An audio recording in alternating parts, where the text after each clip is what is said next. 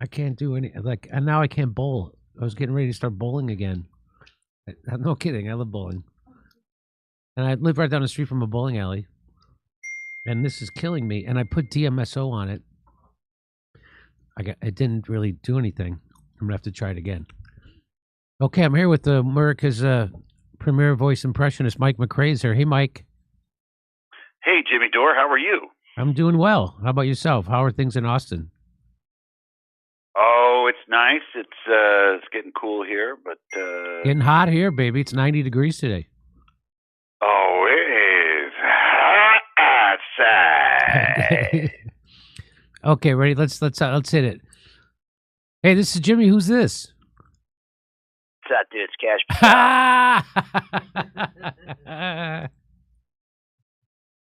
Yeah. Hello, Director Patel. What are you up to? You know me, dog. Solving crimes and banging dimes.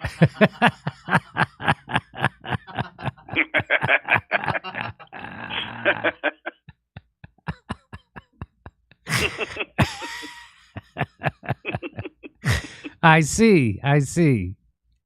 Yeah, dude. Since I've been in charge, it's been more like the fucking Bureau of Investigation. Yeah, all right. That's nice. Hey, can you give us an idea of some things that you've been working on?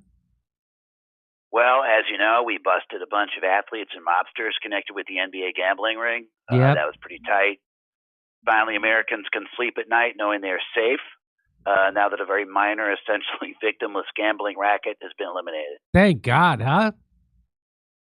And the optics on this are fucking clutch, dude. I don't think the American public are gunning for anyone more than professional athletes and low-level gangsters with names like Tommy Juice and Black Tony. Americans hate those dudes. Hey, I think they probably hate Jeffrey Epstein and his sex trafficking ring more than that, right? Really? Nah, dude. I don't think most people care about that shit. Basketball players, they fucking hate those guys. Just because they're tall, they think they're hot shit. That's fucking bullshit, dude. They're just genetic freaks. That's all tall men are. Also, sports gambling is like way worse than exploiting underage girls for sex. I can confidently say that is not true. Oh, yeah? Well, fine. I have no moral center, so I may be out of my depth here. Yeah.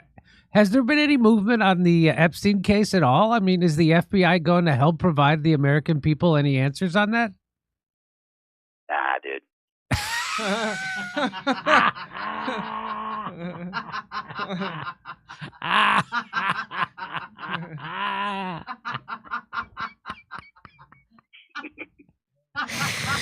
No? Not my job, brother. Only Congress can get those files unsealed, and the government shut the fuck down. It's not my problem. How convenient. Look, the American people are not interested in the whole Epstein thing anymore. It's in the past. He's dead. Who gives a shit, dude? But there are powerful men who paid money to have sex with teenage girls who were trafficked for that purpose. Anyone worried about that is just jealous, dude. It sounds fucking awesome to me. Look, the point is the FBI is focused on investigating cases that are relevant to the American people and reflect their concerns. I am personally overseeing a case that is a perfect example of that right now. Oh, really? What's that? Jimmy, the FBI has recently reopened the Jimmy Hoffa case. We're going to solve the fucking Hoffa murder, dude. It's going to be fucking tight. You're joking. Do I look like I'm joking? Okay, no, you can't see me right now, but I've got my super serious face on. Yeah, dude, Jimmy Hoffa. You really think the American people care more about Jimmy Hoffa's disappearance in 1975 than the Epstein sex trafficking ring? Are you being fucking serious right now, dude? Yeah. Of course they care more about Jimmy Hoffa. There have been two major Hollywood movies made about him. Jack Nicholson played him in one. Al fucking Pacino played him in the other. How many movies have there been about Epstein? Zero. Who played Epstein in these zero movies? Zero McZeroson, that's who. I didn't think that's a good gauge of what's relevant to the American people, movies. Really? How many Hollywood movies are made about a case doesn't reflect its importance? Really? Really? Okay, first of all, Americans love a good mobster movie. I don't think a movie about a bunch of teenage girls being trafficked would be pleasant to watch. Are you kidding, dude? I'd watch the shit out of that. I'm starting to get the sense that you don't see what Epstein did as particularly a bad crime. I mean, it's against the law for sure, but essentially victimless crimes here. Victimless? The girls who were trafficked?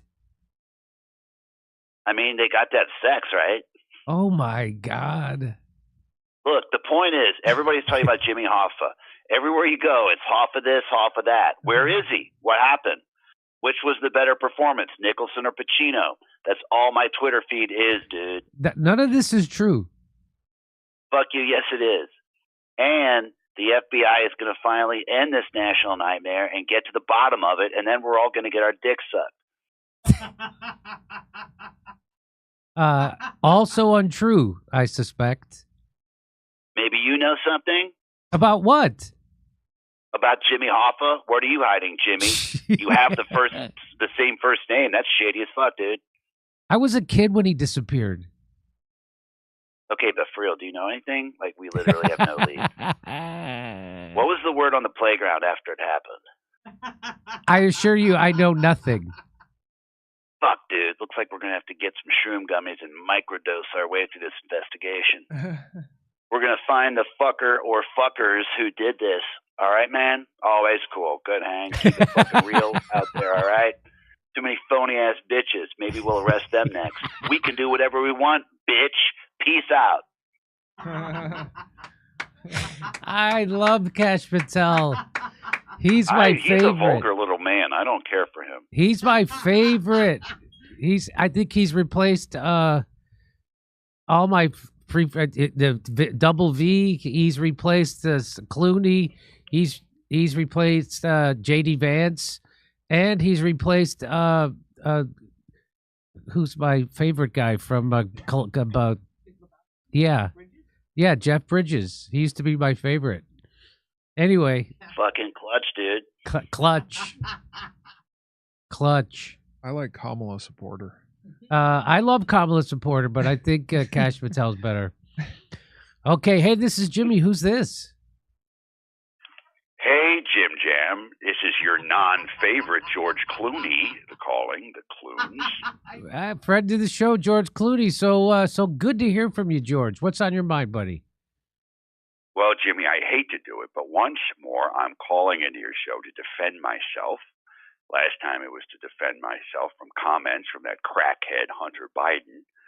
And now you may have read in the news that I am hopping mad. Jimmy, here's the corrected headline. I'm furious. About what? As you may be aware, the long-awaited posthumous memoir from the late Virginia Giuffre, entitled Nobody's Girl, has been released. And to my shock and astonishment, there is a salacious tidbit in that book that involves yours truly. Oh, no, George. Are you serious? Don't worry, it has nothing to do with Jeffrey Epstein, per se, thank God. But I still don't like it. According to Miss Giuffre, Ghislaine, can't anyone have a normal name in this story? Ghislaine Maxwell bragged that in the past, she performed a sex act on me in the bathroom at a party. Wow. At least that's not illegal. Anything involving that woman should be illegal, but that's not the point. It never happened, Jimmy. I've made it very clear that I've never even met Ms. Maxwell before. I cannot deny this vociferously enough, and I'm ready to sue. Since it had nothing to do with Epstein's crime, is it really a big deal? Jimmy, I don't want to be associated with these filthy people in any way. It's gross. They're gross. The claim is gross. And quite frankly, I don't want the world thinking I behave like that. Oh, no. No, Jimmy. Don't get me wrong. I was a ladies' man before I was married, no stranger to the horizontal mambo. But I was a gentleman about it. No bathroom hookups. You flirt over a martini, undo the tuxedo tie, ask her out on a date.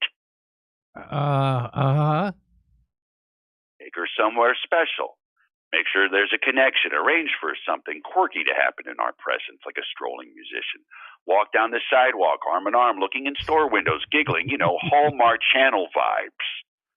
And if all that goes right, then sure, blowjob time, knock yourself out, blow away. But none of this low-rent bathroom shit. Next to a toilet, what are you, a Philistine? Gotcha. And of course, this is less important, but Ms. Maxwell isn't exactly my type. I need the face card, you know what I mean? And the short hair doesn't work for daddy. I'm going to need some locks. Hair, not salmon, but sure, that too. Fair enough. And between you and me, Jimmy, it's just us guys here, right? Some men are like, well, who cares what she looks like if she's just going down on you? And I don't know. I kind of need her to be hot. You know what I mean? I don't know if it's the idea of it or what, but if she's an uggo, it literally doesn't work. You know what I'm saying?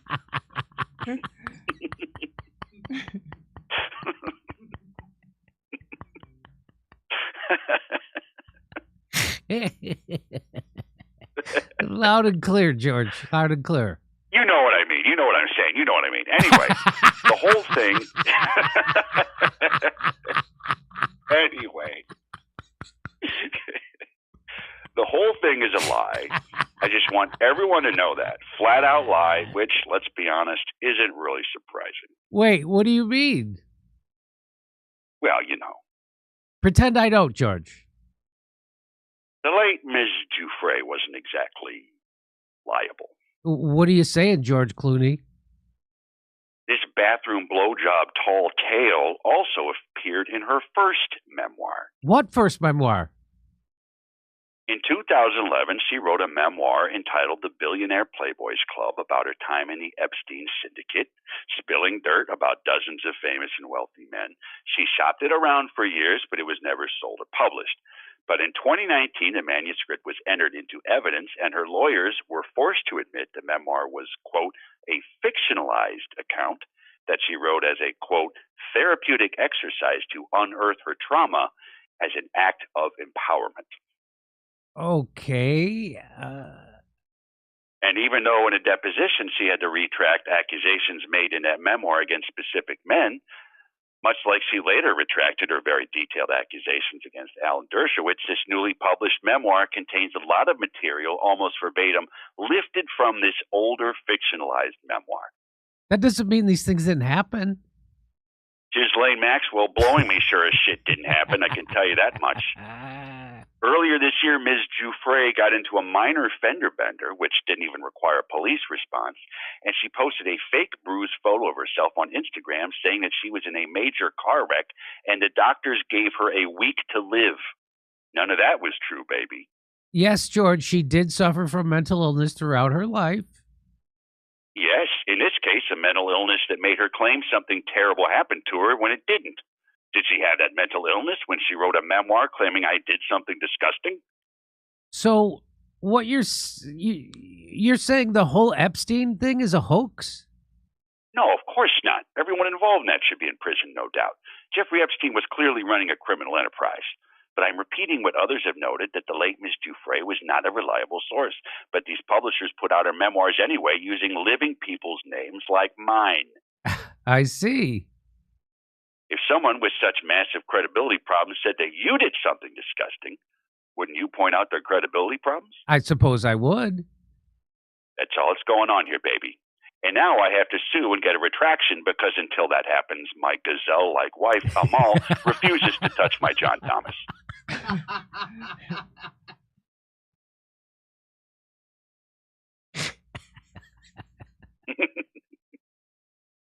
Really? She said, George, if there is even a chance that that thing has been in that lizard woman's mouth, I'm never touching it again. Put it away and keep it away. I'm dying here, Jimmy. Oh, no. So me and my blue balls are lawyered up and loaded for bear. The good Lord has never created an entity, living or dead, powerful enough to prevent George Clooney from getting laid. It's going to be the court case of the century, Kimo Sabe. I'll give you front row seats, old buddy. We still need to hang out sometime, but not now. I'm not feeling myself. That reminds me, it's time for my afternoon ice bath. Catch you on the flip-flop, baby. Don't go changing on me. Clunes out. Okay, clues out. Great job, Mikey. There he goes.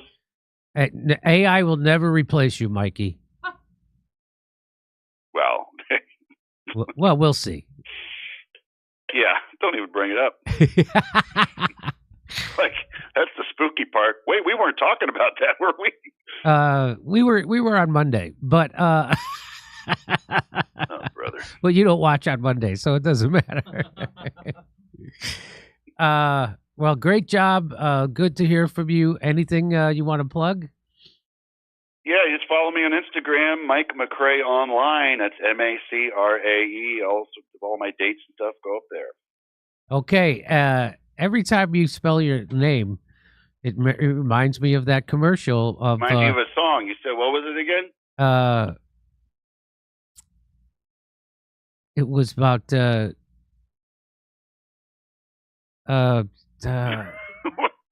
Yeah. What is that? What was that commercial that I can't think of now? I can't think of it because I hadn't heard of it. Oh, you have. Of course you have. I would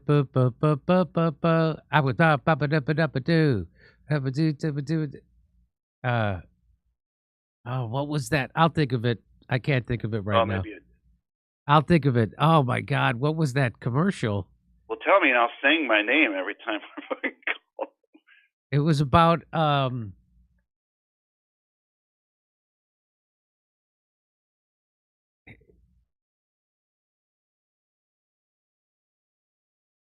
no, not that. It was a commercial for was it car loan or was it for anyway, I'll think of it. Anyway, great to talk to you, Mikey. You killed it again. For next time. You killed it again. All right, I'll talk to you later. All right, fucking clutch, dude. See you okay, later. clutch.